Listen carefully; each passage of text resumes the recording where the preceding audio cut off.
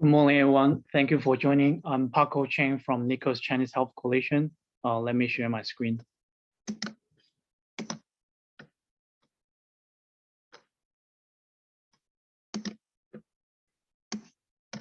Can you all see the slide?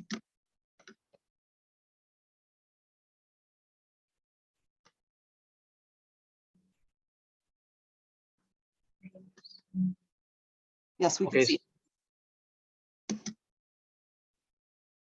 So today's topic is about the truth about gambling that you didn't know. And I'm a health educator at NICOS Chinese Health Coalition. A little bit introduction for our entity, NICOS Chinese Health Coalition. We are located right across Gordon J. Lau Elementary School. And we are actually right in the center of Chinatown. Our mission is to enhance the health and well-being of San Francisco Chinese community. We were founded in 1985, so we have been serving the Chinese community for over 35 years. And we are a public-private community partnership of 30 plus groups. We have partnership with various nonprofit organizations across San Francisco, just so that we can better serve our community. And this picture is just our storefront. A little bit background about the project, Chinese Community Problem Gambling Project. So back in the days in 1997, NICOS conducted a telephone survey and we interviewed 1,808 Chinese American adults in San Francisco. And the whole purpose of the survey was to evaluate health profile. And at that time, over 70% of the Chinese Americans identified gambling as a huge issue problem in their community. That's why NICOS implemented the Chinese Community Problem Gambling project, just so that we can address this social issue. So what exactly is gambling? Can some of the audience share some opinions? You can just use a few simple words to define what does gambling mean to you. Any volunteers? So in your opinion, what does gambling mean? The house always win. And what do participants usually gamble on?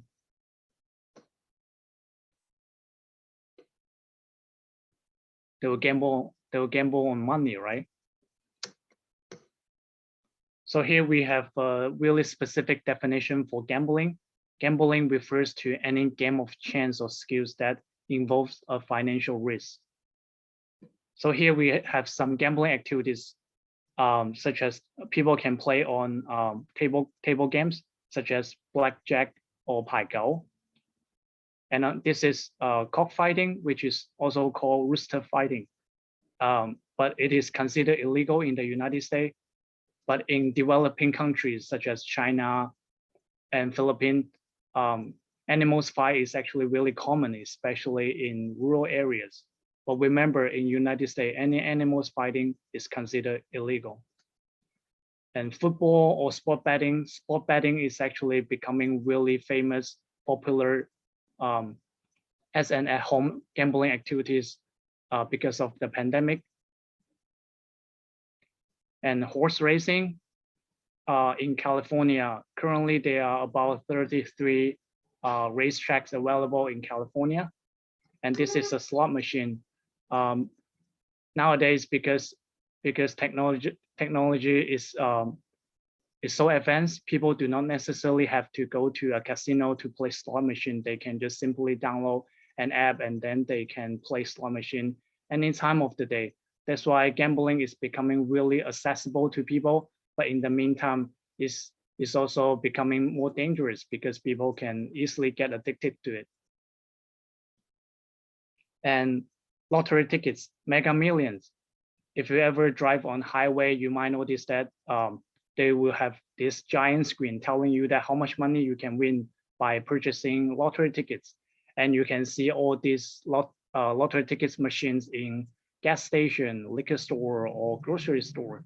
And the owners, they would put all these machines near the front entrance so that people will see them and and they are more likely to purchase these lottery tickets.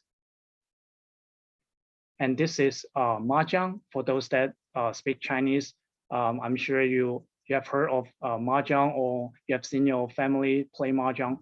In my own family, in Chinese culture, mahjong is a really popular gambling game. Although a lot of the Chinese people, they do not see playing mahjong as a form of gambling. And also during holidays, Chinese people, especially my family, they would just play mahjong right after eating, just to spend some time and to entertain. And stock trading, a lot of people see stock trading as a form of gambling, and it involves a greater skill and also greater risk as well if you are a day trader. So here we have another activity called Mythbuster. It's super easy. I'll read you a statement, and then you just have to help me identify if it's a myth or it's a fact. So the first statement we have here: in lottery, there are hard numbers that increase your chances of winning. Do you think in lottery there are hard numbers, or your favorite numbers will increase your chances of winning? Do you think this is a fact, or is it a myth?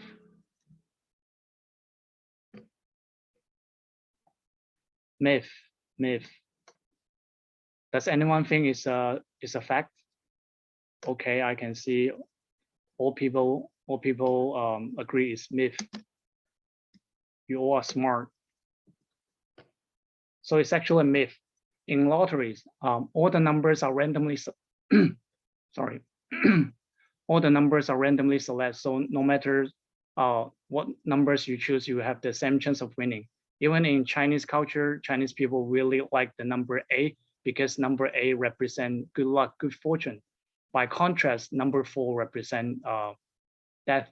But no matter if a Chinese person select all number 8 or all number 4, they will both have the same chance of winning. Even including your favorite numbers, it does not help increase your chances of winning in lottery. So there are books like this one out there, Winning Lottery for Everyday Players by Prof. Jones. When you all first look at this cover, are you guys convinced to buy this book? Does this person looks legit to you, this author?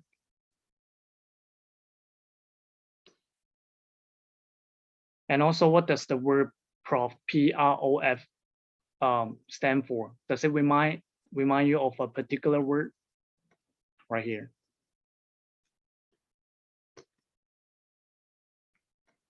Professor. A lot of people will automatically assume that this person is a professor, but don't let him trick you. He's actually not a real professor.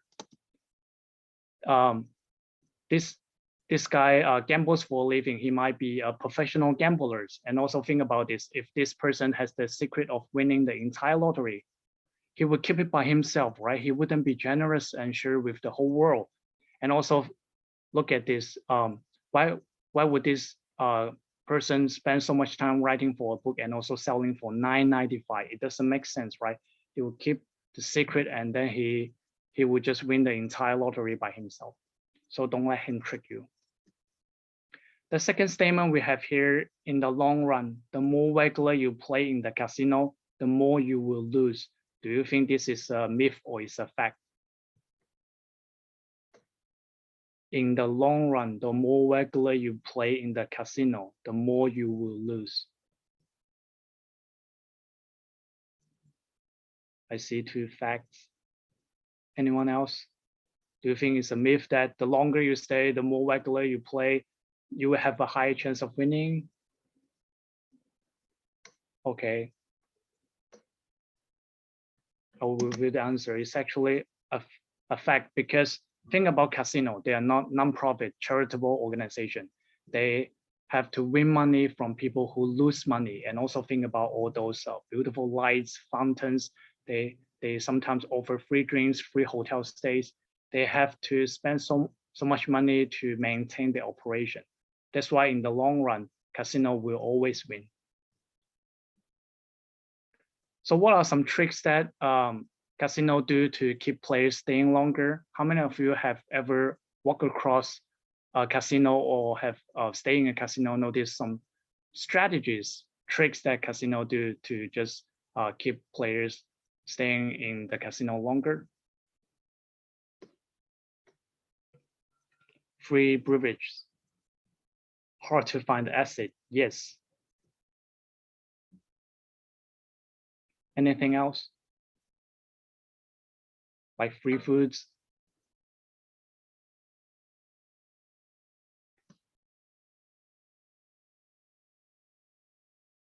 Okay, let me review.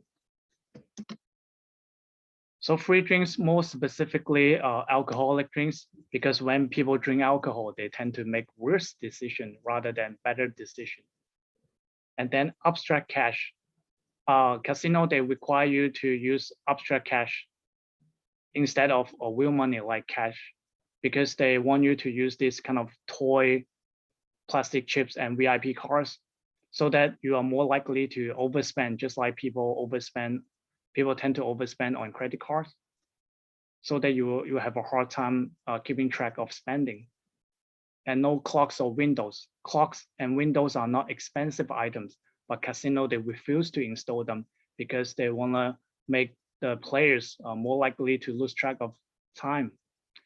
And game design, this is actually a slot machine, and I can be honest with you all that slot machines, they will play a really pleasant sound, just like the cable car, ding ding, ling ling, no matter if the person is winning or losing. So casino, they intentionally place all these slot machines near the front entrance so that they can trick all the newcomers, make them believe that, oh, this place has so many people winning money, and this might be my destination to make a fortune. But remember, no matter if the person is winning or losing, they will keep playing the same pleasant sound. Maze design. If you have ever visited a casino, you will have a hard time finding direction, especially when it's crowded. Finding a bathroom can be challenged as well, because they purposely design the interior like a maze. And lastly, heated carpets. Many people will question why casino they spend so much money and time to clean these carpets. Well, studies show that our eyes do not like to look at busy, complicated patterns like these carpets. Our eyes like to look at things that are natural and smooth. That's why casino, they purchase these carpets so that they want to make sure that players, they can focus more on the things that they're doing, which is gambling. And some people might criticize and also make jokes that if they drop the chips on the floor, they couldn't find it. That's also possible as well, because the colors are just so messed up. So how gambling works, now I'm going to share with you all some tips that you can learn how to gamble responsibly in the future. There are three important concepts to remember. The first one is randomness. The second one is independence of events. And the third one is house advantage. So we'll go through each of these concepts with an example. Let's say we're all gonna purchase these lottery tickets. You already have the first three numbers pre-filled, 2, 10, 18. And which option will give you the best chance of winning? Option A, 19, 20, 21. Option B, 27, 39, 44. Option C, 23, 33, 43. Option D, 20, 30, 40. And option E, any of the above. So which one of these following options will give you the best chance of winning?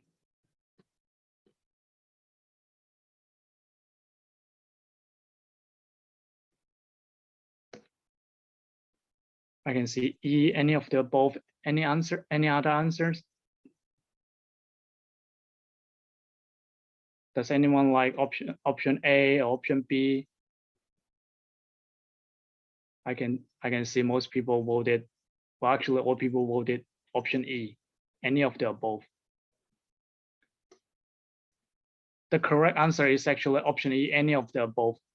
But I can also show you all that a lot of times when we present this slide to, for example, high school students, some of them will choose option B because they think option B looks the most random. And some people might like option C because they would like the last three numbers to be odd numbers, and option D because they just like even numbers. But if lottery tickets are are completely random, can any of the combination be possible? Option A to D. So remember, in lottery tickets, there's something called randomness. That's why option E is the correct answer. And the second concept we have here is independence of events.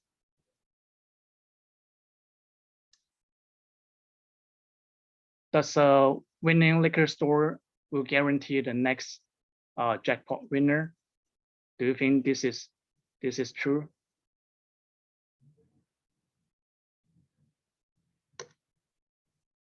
No. So it doesn't make sense. This statement does not stand, right? So if any of the winning liquor store, they have sold some winning tickets in the past, it will not guarantee that this liquor store will become special or lucky to sell another winning tickets in the future. These two events are not related to one another. So independence of events means what happened in the past will not influence what will happen in the future. So the last concept is called house advantage. Who is the house? Can anyone tell me? House advantage, and who is the house here? The casino, the gambling operator. So a lot of the casino games, they are customized so that the odds are always in casino favorite. So more advantage for the house and more disadvantage for players. So let's say we are all gonna play this roulette, and if half of us will bet on color black and the other half will bet on color red, will the chances of winning be 50-50?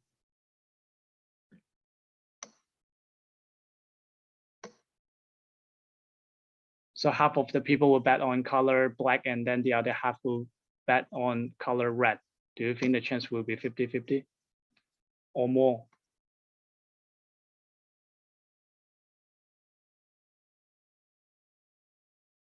Okay, I will reveal. So in this particular roulette, okay, less than 50-50. That's correct, because beside color black and red, there's one more column. You can see the green column, single zero. And I can tell you that in casino, they oftentimes have two green columns, one single zero and one double zero. And these two green columns belong to casino. So if people bets on either black or red, the chances of winning is actually less than 50-50. And in this particular roulette, if people spin one time and only 49% of the people will have win money, but most people will not will not just sorry. Most people will not just play roulette for one time. They'll play multiple times. So after 100 spin, 36% of the people will have more will have win money. But after 1,000 spin, only 19% of the people will have win money. But guaranteed by that, after 10,000 spin, all people will have lost money. So remember house advantage. There are more advantage for the house and more disadvantage for the players. The house gambling operator always win in the long term. Now we'll talk about prevalence of gambling. So let's look at the maps here. Back in 1975, as you can see, only a few states have legalized gambling in the East Coast, and in the West Coast, we have Nevada. But as we all know, Nevada is like the capital of gambling. But let us time travel to 2013. You can see a lot of the states are highlighted in colors, meaning that they have legalized gambling in some ways. And Nevada is still the same color because they have been the capital of gambling all the time. And can someone tell me what are some of the state that do not have legalized gambling?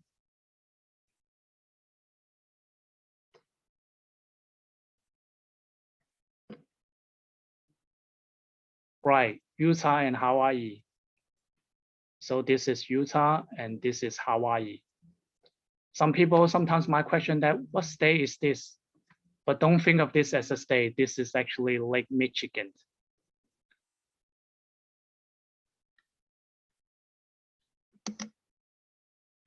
Now let's focus on California. So this is the California maps. And you can see there are so many dots here. There are blue dots and there are red dots. So the blue dots are Indian casinos like Thunder Valley, Grayton, and the red dots are car rooms, sometimes also called car clubs. Although some car clubs, they will still label themselves a casino like Lucky Chances Casino, but technically they are not a casino, they are car room. Car rooms meaning that you can only play a limited amount of card games, and also Bay 101. And the most commonly used transportation for gamblers is buses. And NICOS conducted a study just in SF Chinatown. There are a total of 7 carriers from Monday to Sunday and up to 18 times a day. Sometimes after 12 a.m., they will also offer buses because casino, they want to attract more customers so that these people have a higher chance to lose money. And there are 2 other famous gambling destinations. One is Reno and the other one is Las Vegas. So what exactly is problem gambling? We have a spectrum here from no problem to severe problem. And based on a California prevalence study back in 2006, in California, about 17% of the people are non-gamblers. They have never gambled one time in their life. But surprisingly, there are 70% of the people are casual and social gamblers, meaning that they only gamble for fun, for entertainment. And then roughly about 9.5% of the people are at-risk gamblers, meaning that if they do not pay attention to their gambling behaviors, they might get addicted.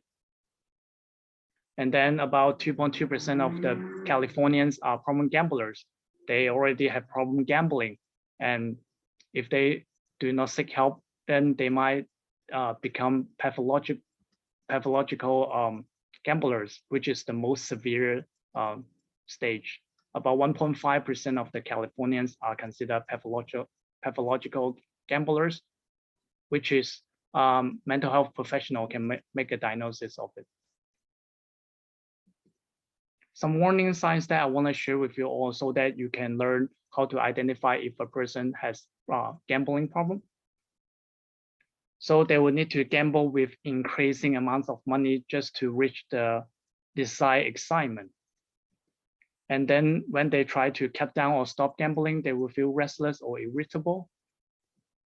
And they will make repeated unsuccessful efforts to control, cut back, and stop gambling, but they always fail. And the mind is fully occupied with gambling, like where, when, and how they can gamble. They couldn't stop thinking about gambling.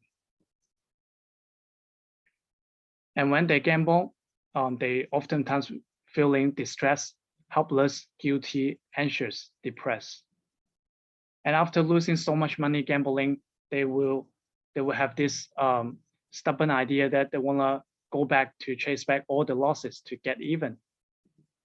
And they would like to significant others about their gambling involvement because they feel ashamed.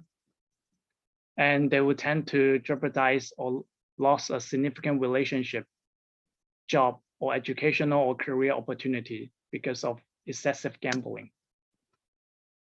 And lastly, they will rely on others to relieve the desperate financial situation caused by gambling. Some people might end up being homeless because they could not afford to pay rent.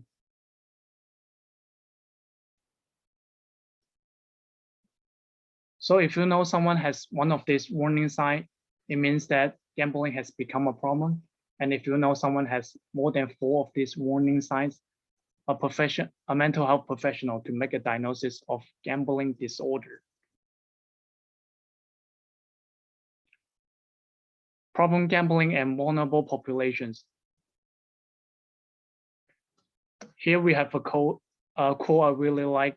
You are not alone. There's help. There's hope. There's always a way to have a normal life again. And research indicated that approximately 83% of adults 21 and above in California have gambled at some time in their lives. Roughly 3.7% of adults are problem or pathological gamblers. This means that about 1.2 million Californians have a gambling problem. So as you all can see that roughly about 1.2 million Californians are potential gambling. They have gambling addiction. That's why it's important to help those in need and know some of the gambling resources so that we can help those people out when it's needed. And here's some statistic I want to share. I will quickly go over the slide so that I don't run out of time. Some data are all, for example, this is data from 1999. Some Chinese researcher, they conducted a survey, a research in San Francisco among Chinese adults, and they identified that 14.5% of the Chinese adults met the criteria for problem gambler, and 21% met the criteria for pathological gambler. So gambling was a really severe issue within the Chinese community. And also a study conducted by researcher among university students. 12.5% of the API population have gambling problem versus 4 to 5% among African American whites and American Indians, and 11% among Latinos. But API population still remain the highest prevalence of problem gambling. Yes, API stands for Asian Pacific Islander. And some most recent statistic from 2016 by some university student, San Francisco State University student conducted survey on campus. And then they found that 12.8% of the AAPI students are probably pathological gamblers, meaning that they might have gambling problems. And among those people, 15.7% are foreign-born AAPI students. And lastly, problem gambling among San Francisco youth, 11% among API youth, and versus 2 to 6% national average.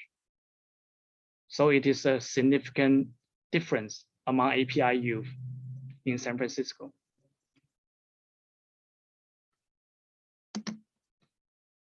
There are a lot of challenges and triggers that make people become addicted to gambling, such as immigration-related issues. For example, a lot of the Chinese immigrants, when they came to the United States, many of them would just work in service industry.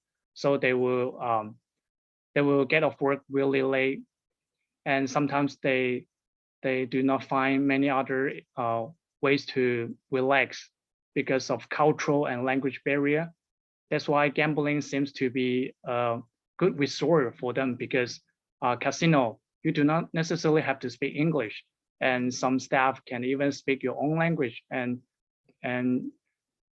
some people might even joke that gambling is a universal language, because as long as you know how games work, you do not have to say English or anything else.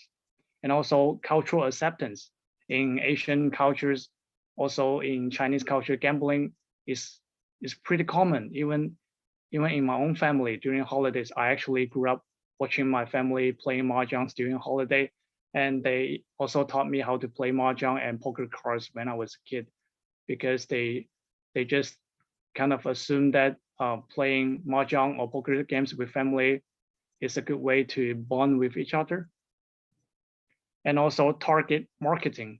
I will later talk about target marketing and some stigma, help-seeking behavior. In Chinese culture, it is not easy to reveal that you have a problem gambling, because when you say that you're addicted to gambling, people will assume that, oh, you must have lost so much money. You should be ashamed. That's why a lot of the problem gamblers, they do not want to tell the significant ones about their gambling involvement, because they will feel ashamed, and they would just hide from the gambling addiction, and then they never seek help. And also lack of culturally, linguistically appropriate resources. Back in the days, there weren't that many culturally, linguistically appropriate services. That's why NICOS, as one of the nonprofit organization, we implemented the Chinese Community Problem Gambling Project, so that we can create more in-language materials, resources for those that are monolingual Chinese Americans. And gambling industry, they have this special target marketing. They purposely use Asian Americans just so that the flyers poster will look more attractive, like an Asian guys playing a table game. And I can tell you that this Chinese means you got a big chance. This is the Chinese word for big, like saying that if you come, then you will get a big chance for winning money. And this is actually created by Grayton. Grayton is actually not far away from the Bay Area. And nowadays, if you pay attention to some of the bus stations, they have the signs, the ads from Grayton. They actually pay a lot of money for this target marketing. And they have all these in-language advertisements. And for many community-based events, they have the biggest sponsor from all the casinos. And here we have the Thunder Valley. Thunder Valley is also not too far from Bay Area. And bilingual, bicultural staff. Casino, they will hire a lot of this bilingual, bicultural staff, so that they want to make sure players, they will feel welcome and encouraged to gamble. And you do not have to speak English. You can directly speak to them in Chinese, Tagalog, or Spanish. And you will feel like home. They will treat you like VIP. That's why I love the customer. They will feel like casino may be a good way for them to relax, to escape from reality. And culturally competent physical space. This is the old MGM building. You can see this lion gate here. But in Chinese culture, there's a thing called feng shui, meaning that if you believe in luck, Chinese people will think that going through a lion's gate means bad luck. So shortly after that, MGM, they actually will build a whole casino. You can see they just built the lion statue. So they believe this kind of cultural belief, so that they want to feel that all the customers are welcome, and they will come to gamble more often as well. Familiar flavors. One of the key elements of casinos is they buffet, because they offer all kinds of food like Chinese. You can have dim sum and have other Chinese cuisine as well.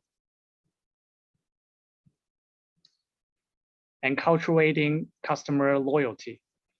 Casino, they have set up many buses in various locations. Like I mentioned earlier, just in SF Chinatown, there are 7 carriers that provide bus service.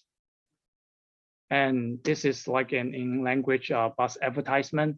They just want to invite more people to gamble.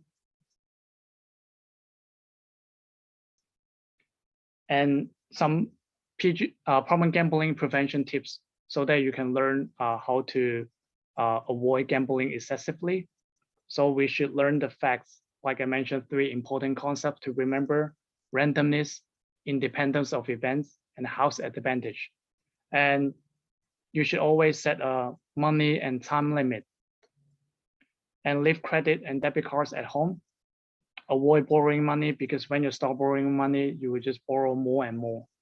And lastly, have a plan, win or lose. Do not be stubborn that I will not stop unless I win. And remember the house, gambling operators always win in the long run. Lastly, some resources I want to share with you all. So there's a survey created by Office of Problem Gambling. You can just simply fill out the survey and then to identify if you have problem gambling or not. And this is the link, problemgambling.ca.gov. And in California, actually in United States, each state has its own independent gambling helpline. In California, we have the 1-800-GAMBLER. I'm sure you all know how to dial gambler. And they have this 24 hours English, Chinese. They have various language assistants. And this is more for English speaking callers. And then at NICOS, we also operate this SF Bay Area bilingual English and Chinese gambling helpline. The number is 1-888-968-7888. I said it before, Chinese people really like the number 8. That's why our entity selected this phone number with so many A on it.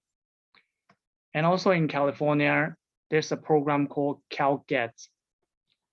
It stands for California Gambling Education Treatment Services. And they will provide free counseling treatments and also confidential. Some other online resources, I'll just share the PowerPoint with SF main library, and I think you can just download the PDF and then you can check out all the links. Some websites such as California Council on Problem Gambling and National Council on Problem Gambling.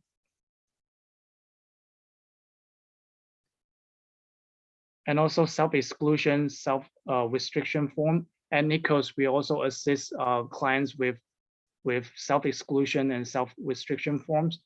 And if you need help, you can call us and we can make an appointment and work for you. So this is the end of my presentation. And if you have any questions, you can call us or email me. Our office number is 415-788-6426. And this is my work email address. Thank you all for listening. I hope I didn't run out of time. Okay, 41. You didn't run out of time. That was really interesting. How does self-exclusion work? So in I want to specify that in California, self-exclusion only works for card games, does not work for Indian casino, like tribal casino, because tribal casino, they have their own individual self-exclusion form.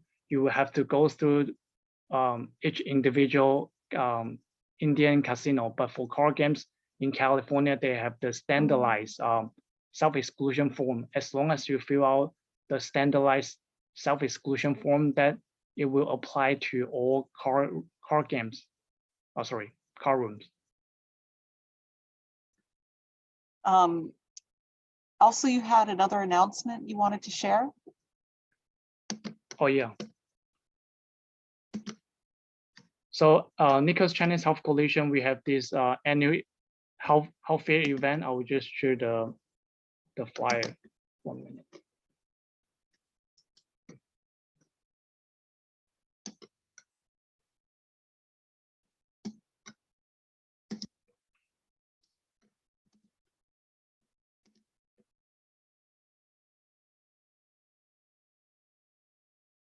Real quick.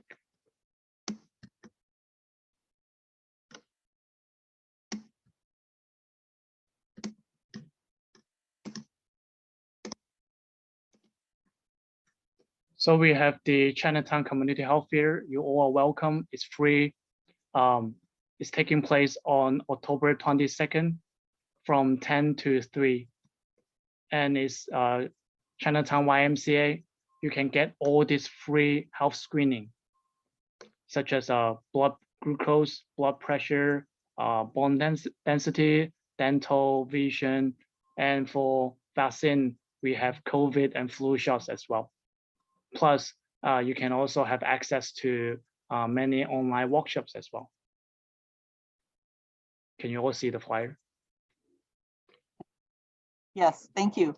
So a few people joined while you were talking. So I just want to remind everybody that we are recording this. So everybody will receive an email with a link to the recording if you want to watch it again, or if you want to watch this later, and the slides as well. And we will also include this flyer.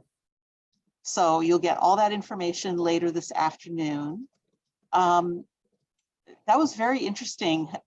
Thank you very much. Is there any? Sure, yeah. Oh, there's something in the chat. So you got some nice, reply. You got some thank yous. So I want to thank our presenter, Paco Chang. And everyone, you know, if you know someone who could benefit from this information, please share it with them. Later, I will share the slide with you, Doreen, so that if some participant would like to review the PowerPoint, you can also share with them. Okay. Yeah, all the information that you see on the screen will be emailed. So again, I don't see any more questions in the chat, and it looks like it's about 1:45. So I want to thank everyone for coming. Thank you, Paco, for presenting. And I'm sure we'll see you again soon. Oh, and I want to remind everyone, whether you're watching this live or you're watching the recording, you can come to the main library, 4th floor, and pick up a goodie bag from the NICOS Health Center.